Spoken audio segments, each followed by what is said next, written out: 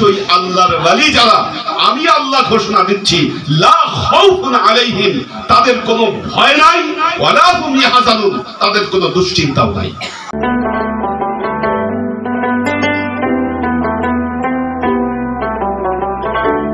উপস্থিত অত্র দরবারের সম্মানিত পীর সাহেব কেবলা, ভক্ত আশিকান এবং বাংলাদেশের বিভিন্ন প্রান্ত থেকে আগত ওলিয়া উলিয়ায়ে কেরাম, আমরা সবাই আল্লাহর দরবারে একবার শুকরিয়া আদায় করি যে এরকম একটি মহতী মাহফিলে আল্লাহ আমাদেরকে উপস্থিত হবার তৌফিক দিয়েছেন। বলি আলহামদুলিল্লাহ। সময় যেহেতু কম, রাতও হয়ে গেছে, সংক্ষেপে কিছু কথা আপনাদের সাথে শেয়ার করব। আমরা কার শুকরিয়া আদায় করেছি? আল্লাহর শুকরিয়া আদায় করেছি। কেন আল্লাহর শুকরিয়া আদায় করলাম? কারণ আল্লাহ আমাদেরকে ওলি আউলিয়ার সোহবতে নিয়ে এসেছে, এই জন্য আমরা আল্লাহর দরবারে শুকরিয়া আদায় করছি। ওলি আউলিয়ার সোহবতে আসলে কি হবে দেখেন, কোরআনের আঙ্গিকে আমি পরে ব্যাখ্যা করছি। মৌলানা জালালউদ্দিন রুমির নাম আপনারা সবাই শুনেছেন। মৌলানা জালালউদ্দিন রুমি পারস্যের বিখ্যাত সুফি। মৌলানা জালালউদ্দিন রুমি একটা কথা বলেছেন, হারকে খাহাদ হাম নশীনাদ ব খোদা গো নশীনাদ ব হুজুরে আউলিয়া এক জামানা সোহবতে ব আউলিয়া বেহতারাজ সাদ সালতাতে বীরিয়া। মৌলানা রুমি বলছেন, যে ব্যক্তি আল্লাহর সান্নিধ্যে যেতে চায় ওই ব্যক্তির কর্তব্য হলো সে যেন ওলি আউলিয়ার সান্নিধ্যে চলে যায়। এক মুহূর্ত ওলি আউলিয়ার সান্নিধ্যে থাকা, তার সোহবতে থাকা, শত সহস্র বছর নির অহংকার ইবাদতের চাইতে সেটা উত্তম। এক জামানা, এক মুহূর্ত আল্লাহর ওয়ালিদের সোহবতে থাকা, আল্লাহর ওয়ালিদের দরবারে আসতে পারা, এটা শত সহস্র বছর নিরহংকার ইবাদতের চাইতে ওই সোহবত হচ্ছে উত্তম। আল্লাহ কোরআনে কি বলছেন? আল্লাহ কোরআনে বলছেন সূরা ইউনূসে, আলা ইন্না আউলিয়া আল্লাহি লা খাউফুন আলাইহিম ওয়া লা হুম ইয়াহজানুন। আল্লাহ তার কালামে পাকে ইরশাদ করছেন, আলা, ওহে আমি আল্লাহ ঘোষণা করছি, ইন্না আউলিয়া আল্লাহি লা খাউফুন আলাইহিম ওয়া লা হুম ইয়াহজানুন। নিশ্চয়ই আল্লাহর ওয়ালি যারা, আমি আল্লাহ ঘোষণা দিচ্ছি, লা খাউফুন আলাইহিম, তাদের কোনো ভয় নাই, ওয়া লা হুম ইয়াহজানুন, তাদের কোনো দুশ্চিন্তাও নাই। দেখেন, দুটো শব্দ আল্লাহ বলেছেন, লা খাউফুন আলাইহিম ওয়া লা হুম ইয়াহজানুন। তাফসীর কারকগণ বলছেন, খাউফ মানে হচ্ছে ভয়। আল্লাহর ওলিদের সান্নিধ্যে যারা থাকবে, প্রথম আল্লাহর তরফ থেকে তাদের পুরস্কার, এই ইহকালীন জীবনে তাদের কোনো ভয় নাই, কেউ তাদের ক্ষতি করতে পারবে না, এই ভয় থেকে তারা মুক্ত। এটা হলো খাউফ। আরেকটা শব্দ আল্লাহ ব্যবহার করেছেন, ইয়াহজানুন। ইয়াহজানুন এটা ফেলে মোজারের সিগা, অর্থাৎ ভবিষ্যৎকালের সিগা। আল্লাহ বলেছে ভবিষ্যতে তাদের কোনো টেনশন নাই। তাফসীর কারকগণ বলছেন, ইয়াহজানুন মানে কাল কিয়ামতের ময়দানে হিসাব, সিরাত, এই কোনো কিছুর ব্যাপারে ওই ব্যক্তির কোনো টেনশন থাকবে না, যেই ব্যক্তি আল্লাহর ওয়ালিদের সোহবতে চলে আসবে। লা খাউফুন আলাইহিম ওয়া লা হুম ইয়াহজানুন। আল্লাহ বলছেন, এই ওলি আউলিয়া কারা? আল্লাযীনা আমানু ওয়া কানু ইয়াত্তাকুন। আল্লাহ বলছেন, ওলি আউলিয়া তারা, আল্লাযীনা আমানু ওয়া কানু ইয়াত্তাকুন, যারা ঈমান এনেছে এবং যারা তাকওয়া পরহেজগারিতার পথ অবলম্বন করেছে। দেখেন, এখানেও দুইটা শব্দ, আল্লাযীনা আমানু, যারা ঈমান এনেছে, এক নম্বর শর্ত। দেখেন, আমরা কোন একজন মানুষ মাথায় টুপি দিলে, গায়ে লম্বা জামা পরলে, মসজিদে আসা যাওয়া করলেই আমরা বলি এই লোক হচ্ছে ঈমানদার। কি কিন্তু ইমানদার হওয়া এত সহজ না, ইমানদার হওয়া এত সহজ না। রুহানি ভাবে একজন মানুষ যতক্ষণ পর্যন্ত মুহাম্মদ মুস্তাফা সাল্লাল্লাহু আলাইহি ওয়াসাল্লামের সাথে তার কানেকশন না হবে, ওই ব্যক্তিকে কখনো ইমানদার বলা যাবে না। প্রমাণ কোরআন থেকে প্রমাণ দিচ্ছি। সূরা হুজুরাত আল্লাহ বলতেছেন, সূরা হুজুরাতে আল্লাহ বলতেছেন ওয়াকালাল আ'রাবু আমান্না, আরবের লোকেরা বলে আমরা ঈমান এনেছি, আমরা ঈমানদার হয়েছি। আরবের যেই লোকেরা আল্লাহর নবীর কাছে এসে ঈমান আনতো বা আল্লাহর নবীর কাছে এসে ইসলাম কবুল করত, মসজিদে আসা যাওয়া করত, আল্লাহ বলতেছেন দেখো এই লোকগুলো বলে আমরা ঈমান এনেছি। আল্লাহ তার নবীকে বলছেন কুল লাম তুমিনু ওয়ালাকিন কুলু আসলামনা।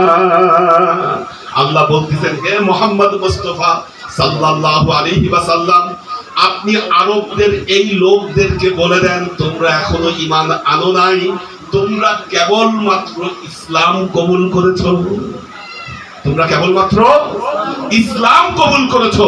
ইসলাম কবুল করা এক জিনিস, মুসলমান হওয়া এক জিনিস, আর ইমানদার হওয়া হচ্ছে আরেক জিনিস। ইমানদার হওয়ার কাহিনী কিন্তু ভিন্ন। আপনি নামাজ পড়তেছেন, মাথায় টুপি দিচ্ছেন, ইসলামের আইন কানুন পালন করছেন, আপনি মনে করছেন যে আমি ইমানদার হয়ে গেছি। এত সোজা না। আপনার সাথে যদি মুহাম্মদ মুস্তাফা সাল্লাল্লাহু আলাইহি ওয়াসাল্লামের রূহানি যোগাযোগ না থাকে, আপনি কখনো ইমানদার না। আর আরেকটা জিনিস মনে রাখবেন, মুহাম্মদ মুস্তাফা সাল্লাল্লাহু আলাইহি ওয়াসাল্লামের সাথে আপনার রূহানি কানেকশন থাকতে গেলে আগে পাক পাঞ্জাতুনের সাথে আপনার রূহানি কানেকশন থাকতে হবে।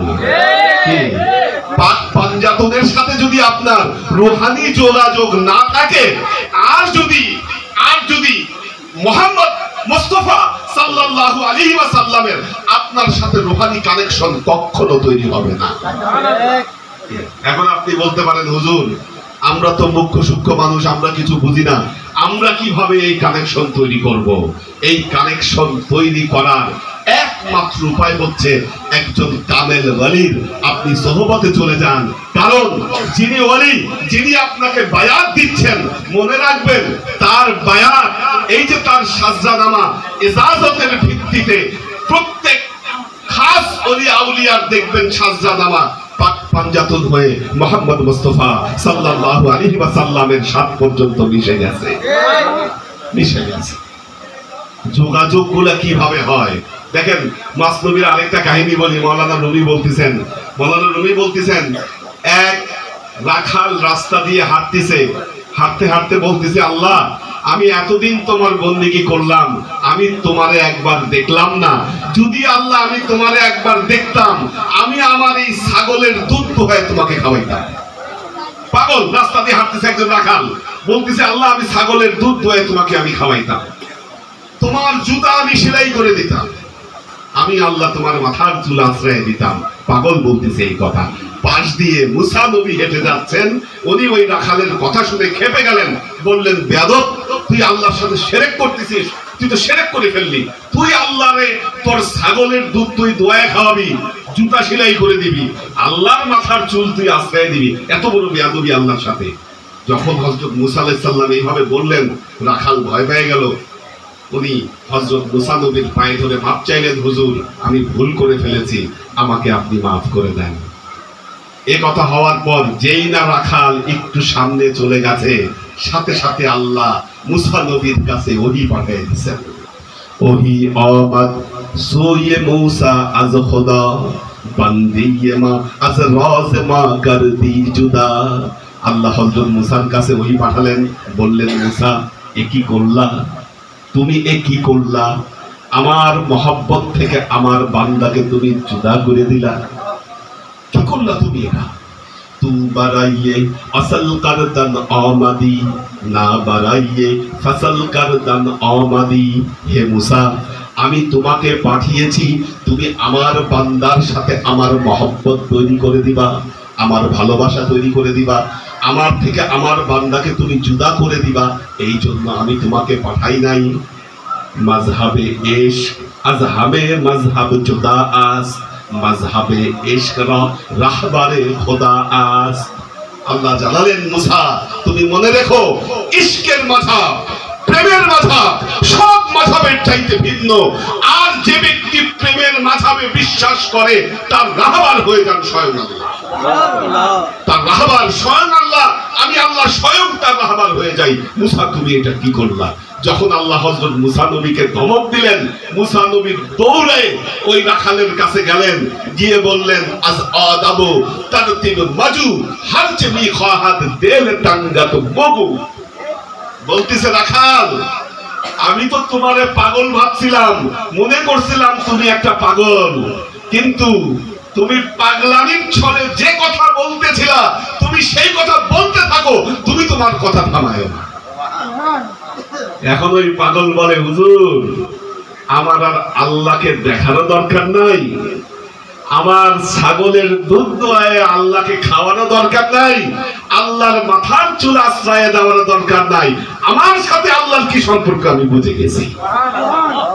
আমার কথায় বাধা দেওয়াতে আল্লাহ তার নবীকে ধরে বসছে, তার মানে আমার সাথে আল্লাহর একটা রিলেশন আছে।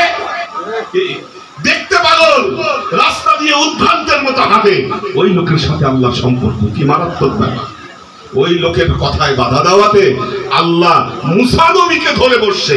সুতরাং মনে রাখবেন, সাবধান, ওলিয়া উলিয়াদের সাথে যারা বিদ্বেষ পোষণ করে, ওলিয়া উলিয়াদের সাথে যারা শত্রুতা পোষণ করে, আল্লাহ হাদিসে কুদসিতে বলেছেন যে আমার মানা আদাওয়াত আলী ওয়ালিয়ান, যে ব্যক্তি আমার ওলির সাথে শত্রুতা পোষণ করে আমি তার বিরুদ্ধে যুদ্ধ ঘোষণা করি, যুদ্ধ ঘোষণা করি। ওলিয়া উলিয়াদের মাজারের সাথে বেয়াদবি করেন, মাজার ভাঙেন, দেখবেন প্রত্যেকটা মাজার যারা ভেঙেছে এর দলে যারা নেতৃত্ব দিয়েছে তাদের সবার শাস্তি আপনারা সচক্ষে দেখবেন ইনশাআল্লাহ। আপনারা দেখেছেন কয়েকদিন আগে একজন মসজিদের ইমাম সাহেব, আপনারা জানেন কিনা এই খবর, দেখেছেন কিনা?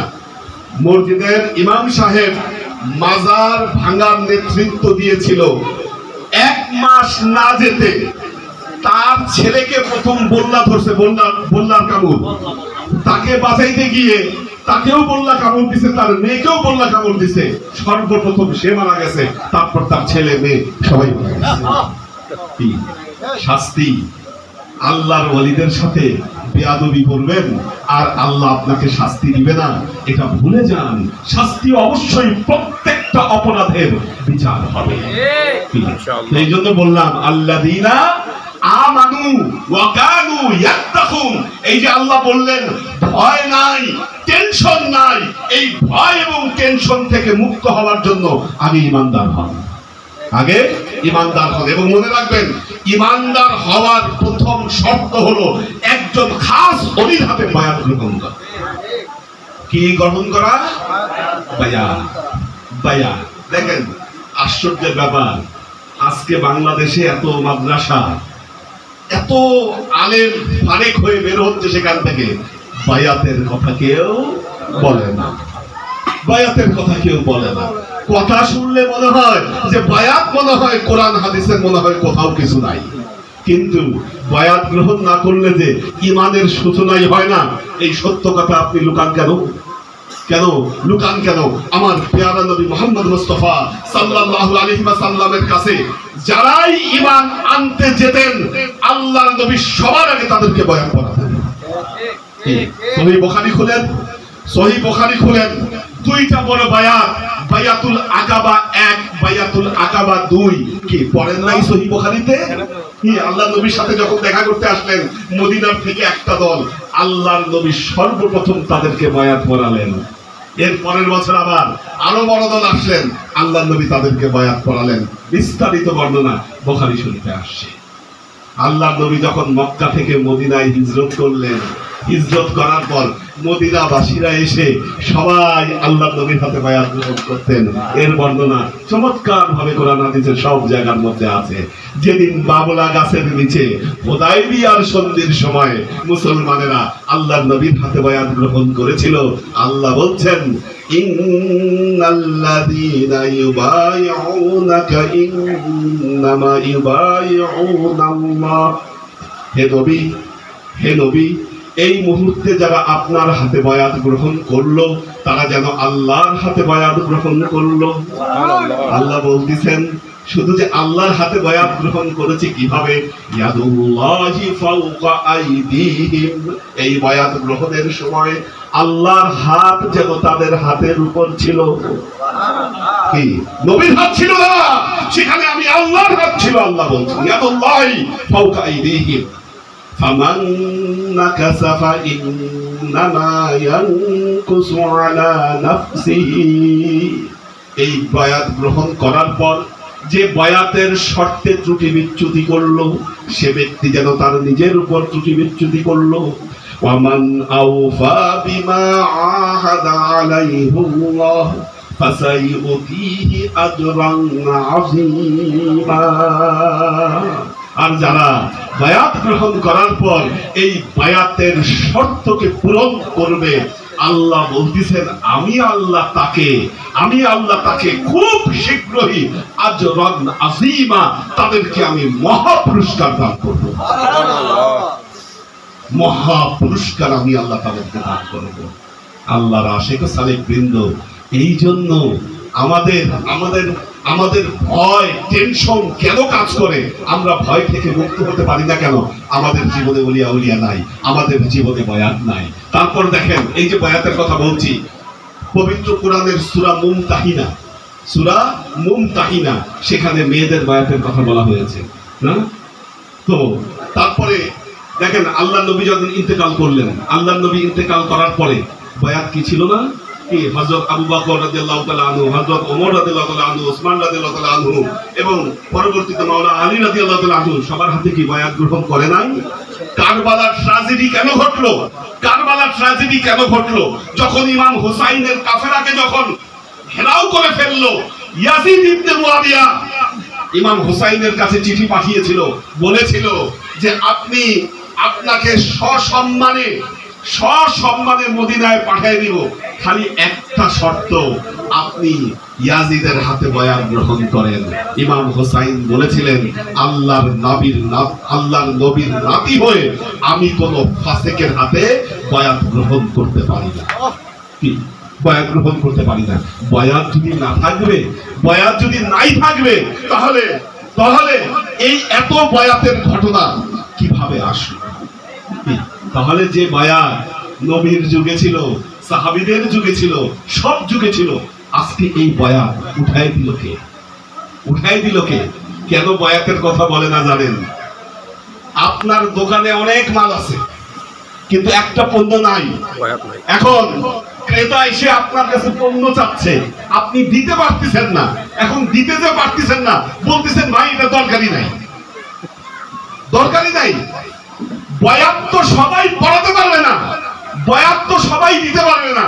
আপনি মওলানা পাস করেছেন, টাইটেল পাস করেছেন, দাওরা হাদিস পাস করেছেন, কি পাস করলে বয়াত দিতে পারবেন? বয়াত দেওয়া যাবে না যতক্ষণ না পর্যন্ত এই বয়াতের ইজাজত আপনার কাছে না থাকবে। এত সোজা না? এখন বয়াতের ইজাজত নাই, বলতেছে বয়াতের দরকারই নাই। তো দেখেন আল্লাহর আশিক ও সালিক বৃন্দ, আল্লাহ তার কালামে পাকে ইরশাদ করছেন ইন্নাল্লাযীনা ক্বালু রাব্বুনাল্লাহ সুম্মা ইসতাকামু তাতানাজ্জালু আলাইহিমুল মালাইকাতু আল্লা তাখাফু ওয়া লা তাহজানু ওয়া উবশিরু বিল জান্নাতিল্লাতী কুনতুম তুআদুন। তো আল্লাহ দেখেন, আল্লাহ তার কালামে পাকে বলছেন ইন্নাল্লাযীনা ক্বালু রাব্বুনাল্লাহ, যারা বলে আমার প্রভু হচ্ছে আল্লাহ, রব্বুনাল্লাহ, সুম্মাস্তাকামু, এরপর কি করে? এর উপর তারা ইস্তেকামত করে, আল্লাহ ছাড়া জীবনের সব কিছুকে তারা পরিত্যাগ করে, একমাত্র আল্লাহর উপর তাদের ইস্তেকামত থাকে। তখন কি হয়? তাতানাজ্জালু আলাইহিমুল মালাইকাতু আল্লা তাখাফু, আল্লাহ কি করেন? তাদের কাছে মালাইকা নাজিল করে দেন, তাদের উপর ফেরেশতাদেরকে নাজিল করে দেন। হক্কানি ওলিয়া উলিয়ার উপর ইলহাম হয়। কি ইলহাম? ইলহাম বুঝেন তো? ইলহাম হয়। আপনার মুর্শিদ আপনাকে একটা কথা বলে দিয়েছে যে তোর জীবনে এটা হবে, দেখবেন হয়ে গেছে। বলেছেন এটা হবে না, সেটা আপনার জীবনে হয় নাই। কিভাবে ইলহাম হয়? ওহী নবী ছাড়া ওহী আসে না, কিন্তু ইলহাম কাল কিয়ামত পর্যন্ত ওলিয়া উলিয়াদের সিনায় কলবে ইলহাম জারি থাকবে। কি আল্লাহ বলতেছে, যারা এই কথা বলে, যারা আল্লাহর উপরে ইস্তেকামত করে, আমি আল্লাহ কি করি? তাতানাজ্জালু আলাইহিমুল মালাইকা, আমি তাদের উপর কি করি? ফেরেশতা নাজিল করে দেই। ফেরেশতারা এসে কি বলে? আল্লাহ তাখাফু ওয়ালা তাহজানু, তোমরা ভয় করো না, তোমরা টেনশন করো না, তোমাদের ভয়ের কোনো কারণ নাই, তোমাদের টেনশনের কোনো কারণ নাই। এই জন্য দেখবেন যখন ওলিয়া উলিয়ার সোহবতে যাওয়া হয়, যখন মুর্শিদের সোহবতে যাওয়া হয়, তখন কি হয়? অন্তরে সাকিনা পয়দা হয়। কি অন্তরে কি হয়? অন্তরে সাকিনা চলে আসে। সাকিনা মানে কি? প্রশান্তি, শান্তি আসে। আপনি যতই বিপদে থাকেন, আপনি ঘোর বিপদে আছেন, যখন আপনার মুর্শিদের সোহবতে আপনি চলে আসেন, দেখবেন যে আপনি নিরাপত্তা অনুভব করছেন। নিরাপত্তা কেন? কেন?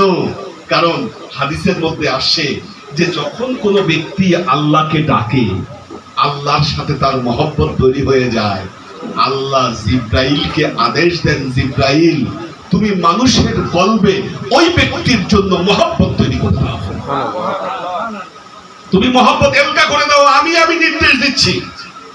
জিব্রাইল আমিন জমিনে চলে আসেন, জমিনে চলে এসে মানুষের মধ্যে ঘোষণা করতে থাকেন, অমুক ব্যক্তির সাথে কিন্তু আল্লাহর মহব্বত হয়ে গেছে, তোমরা তার সাথে মহব্বত করো, তোমরা তার সাথে সম্পর্ক স্থাপন করো।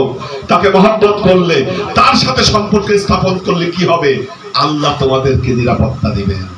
আল্লাহ তাখাফু, তোমরা ভয় করো না, ওয়ালা তাহজানু, তোমরা টেনশনও করো না।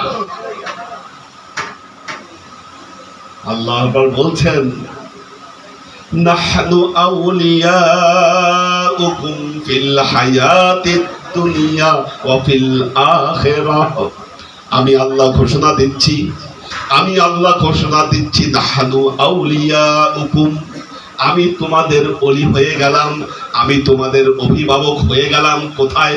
ফিল হায়াতিদ দুনিয়া ওয়া ফিল আখিরাহ, এই দুনিয়ার জীবনে আমি আল্লাহ তোমাদের অভিভাবক হয়ে থাকব। শুধু দুনিয়ার জীবন না, আমি আখিরাতের জীবনেও আমি আল্লাহ তোমাদের অভিভাবক হয়ে থাকব। নাহনু আউলিয়াউকুম ফিল হায়াতিদ দুনিয়া ওয়া ফিল আখিরাহ। এরপর আবার আল্লাহ বলছেন, ওয়ালাকুম ফিহা মা তাশতাহি আনফুসুকুম ওয়ালাকুম ফিহা মা তাদউন। বড় মারাত্মক কথা বলেছেন আল্লাহ। দেখেন, আমরা বলি কোন মানুষ যখন জান্নাতে যাবে, জান্নাতে গেলে সে যা কল্পনা করবে আল্লাহ তাকে তাই দিবে না, কি বলি না? আল্লাহ তাকে তাই দিবেন। সে আঙ্গুর খাইতে ইচ্ছা করলো, সামনে আঙ্গুর পেয়ে যাবে। সে যা ইচ্ছা করবে, যা কল্পনা করবে, ওয়ালাকুম ফিহা মা তাশতাহি আনফুসুকুম ওয়ালাকুম ফিহা মা তাদউন, সে যা দোয়া করবে সেই দোয়া অনুযায়ী আল্লাহ তাকে ফলাফল দিবে, আল্লাহ তাকে ফলাফল দিবে। আচ্ছা দেখেন একটা জিনিস, এই আয়াতের যে বর্ণনা ভঙ্গি, আমরা শুধু ওয়াজ করার সময় এতটুকু বলি যে ওয়ালাকুম ফিহা মা তাশতাহি আনফুসুকুম ওয়ালাকুম ফিহা মা তাদউন, আল্লাহ জান্নাতের ব্যাপারে বলেছে ওখানে গেলে তোমরা যা কল্পনা করবা তা পাবা। কিন্তু আল্লাহ কিন্তু আয়াতের শুরুতে বলেছেন নাহনু আউলিয়াউকুম ফিল হায়াতিদ দুনিয়া ওয়া ফিল আখিরাহ, আমি আল্লাহ ওলি হয়ে যাব, বন্ধু হয়ে যাব এই দুনিয়ার জীবনে, শুধু দুনিয়ার জীবন না, আখিরাতের জীবনে। আর এই দুই কালেই ওয়ালাকুম ফিহা মা তাশতাহি আনফুসুকুম, তোমরা যা কল্পনা করবা, যেভাবে যা চাবা, আমি আল্লাহ তাই তোমাদেরকে দান করবো। ওলিয়া উলিয়ার সোহবতে গেলে দোয়া কবুল হয় কেন? কেন দোয়া কবুল হয়? কি মনে রাখবেন, মনে রাখবেন, আল্লাহ পবিত্র কোরআনে দুটো শব্দ ব্যবহার করেছে, দুটো শব্দ ব্যবহার করেছে। সূরা কাহফ আল্লাহ বলছেন মান ইয়াহদিল্লাহু ফাহুয়াল মুহতাদি ওয়া মান ইউদ্লিল ফালান তাজিদা লাহু ওয়ালিয়াম মুরশিদা। দুটো শব্দ ব্যবহার করেছেন আল্লাহ, একটা হলো ওয়ালি, একটা হলো মুর্শিদ। দুটো শব্দ। ওয়ালি, যিনি আল্লাহর বন্ধুত্ব অর্জন করলেন তিনি ওয়ালি। ওয়ালি, বেলায়েত কখনো খতম হয় না। একজন ওলি দুনিয়া থেকে পর্দা দিয়েছেন, তিনি চলে গেছেন ওই জগতে, আমরা তাকে কবরস্থ করেছি, কিন্তু তিনি ওলি কিন্তু এখনো আছেন, তার বেলায়েত শেষ হয় নাই। এই ওয়ালি এবং বেলায়েত এটা কখনো শেষ হয় না। আরেকটা শব্দ কি? মুর্শিদ। দেখেন, মুর্শিদ হচ্ছে ওই ব্যক্তি যিনি জ্ঞানের মাধ্যমে, বেলায়েতের মাধ্যমে মানুষকে সৎ পথের আদেশ দিতে পারেন এবং অসৎ পথ থেকে যিনি বিরত রাখতে পারেন, তিনি হচ্ছেন মুর্শিদ। দুটো শব্দ আল্লাহ ব্যবহার করেছেন এখানে। কাজে যিনি কবরে আছেন তিনি কিন্তু ওয়ালি। ওলিদের সোহবতে গেলে, মুর্শিদের সোহবতে গেলে আমরা যখন কোনো দোয়া করি, সেই দোয়া আল্লাহ কবুল করেন। কেন? কারণ পবিত্র কোরআনে আল্লাহ এই কবুলিয়াতের নিশ্চয়তা দিয়েছেন। মনে রাখবেন, ওয়ালাকুম ফিহা মা তাশতাহি আনফুসুকুম ওয়ালাকুম ফিহা মা তাদউন। আল্লাহ ওয়াদা করেছেন আমাদের সাথে। সুতরাং মনে রাখবেন, যেহেতু রাত হয়ে যাচ্ছে, অনেকের চোখে ঘুমও দেখতে পাচ্ছি, আর আমাদের যিনি চলে আসছেন, আমি আর বেয়াদবি করব না, বা আমি আর আমার বক্তব্য বাড়াবো না। শেষ পর্যন্ত একটা কথা বলে আমি শেষ করব। দেখেন, ওয়াজ বহুত রকম ওয়াজ হয়। একটা উদাহরণ দেই, কেন ওলিয়া উলিয়ার সোহবতে থাকবেন? কেন জীবনে যদি কোনো ওলিয়া উলিয়া পান, তার সোহবত থেকে কখনো বিচ্যুত হবেন না? কেন? আপনারা সূরা কাহফ পড়েছেন না? কি একটু আগে সূরা কাহফের একটা আয়াত বলেছি। সূরা কাহফে একটা কুকুরের ঘটনা আছে, আপনারা জানেন। ঘটনাটা এরকম যে তখন ওই কয়েকজন আল্লাহর ওয়ালি একটা শহরে ছিল। যেহেতু বাদশাহ ওই ধর্ম পছন্দ করতো না, বাদশাহ তাদেরকে বের করে দিয়েছিল, তারা আল্লাহর ওয়ালি ছিল। যখন তারা শহর থেকে বের হয়ে যাচ্ছে, একটা কুকুর তাদের পেছন পেছন যাচ্ছে। ওই ওলিয়া উলিয়ারা চাইলেন যে এই কুকুরটাকে আমরা তাড়ায় দেই, একটা ইট দিয়ে তাড়ায় দিতে চাইলেন। কুকুর যায় না, কুকুর ওনাদের পিছে পিছিয়ে যাচ্ছে। ওনারা একটা গুহায় ঢুকলেন। কুকুর কি করলো? ওই গুহার বাইরে দুই হাত পা ছড়িয়ে বসে পাহারা দিতে শুরু করলো। পবিত্র কোরআনের বর্ণনা এসেছে এই কুকুর জান্নাতে যাবে। এটা জানেন তো? জানেন না? আসহাবে কাহফের কুকুর জান্নাতে যাবে। আমার প্রশ্ন হলো, দেখেন, এই কুকুরের কি এমন ইবাদত ছিল বলতে পারেন? কুকুর কি 500 রাকাত নামাজ পড়ছে কোনোদিন? কি কয় ওয়াক্ত নামাজ পড়েছে? কি ওজিফা করেছে? কিচ্ছু না। এই কুকুরের একটাই আমল, ওলি আউলিয়ার সোহবতে থাকা। কি? ওলি আউলিয়ার সোহবতে থাকা। এই একটা আমল যদি কুকুরকে জান্নাতে দিতে পারে, আমরা যারা আশরাফুল মখলুকাত, আমরা যদি ওলি আউলিয়ার সোহবতে থাকতে পারি, এখন আপনারাই বিচার করেন আল্লাহ আমাদের সাথে কি আচরণ করবেন। কি এজন্য জীবনে যদি কোনো ওলিয়া উলিয়ার সোহবত, যারা এই দরবারের সাথে যুক্ত আছেন, মনে রাখবেন শুধু বায়াত নয়, সমর্পণ দরকার। আমরা বায়াত করি, সমর্পণ আসে না, মনে সংশয় থাকে। হাফিজ বলেছেন, ববেই সাজ্জাদ রঙ্গিন কুন করত পীর মুগান গোয়ার কে সালেক নবওয়াত রাহওয়া রাসমে মঞ্জিলহা। তোমার পীর যদি বলে তুমি তোমার জায়নামাজকে তুমি শরাব দিয়ে রঙিন করে দাও, মারাত্মক কথা। তোমার পীর যদি বলে তুমি তোমার জায়নামাজকে তুমি শরাব দিয়ে রঙিন করে দাও। কে সালেক নবুয়ত রাহওয়া রাসমে মনজিলহা, তোমার সালেক তোমার পীর জানেন তোমার পথ কোথায় গিয়ে শেষ হয়েছে। আল্লাহ আমাদের সবাইকে তৌফিক দান করুন, আমরা যেন আজীবন ওলিয়া উলিয়াদের সহবতে থাকতে পারি। এটা আমাদের জন্য একটা নিয়ামত, মনে রাখবেন যে আল্লাহ জীবনে কোনো ওলিয়া উলিয়ার সন্ধান দিয়েছেন।